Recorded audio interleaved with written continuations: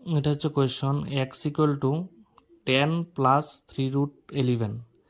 তো x plus 1/x equal to কত এবং x minus 1/x equal to কত।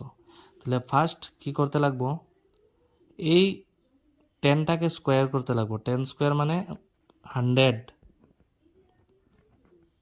মাইনাস 3 স্কোয়ার কত 9, 9 ইন্টু 11 মানে 99, ডিফারেন্স কত 1।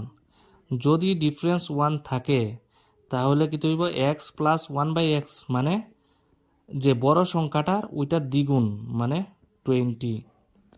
আর যদি এক্স মাইনাস 1/x থাকে তাহলে হইব ছোট সংখ্যাটার দ্বিগুণ। ছোট সংখ্যা কত 3√11, এটার দ্বিগুণ মানে কত হবে 6√11।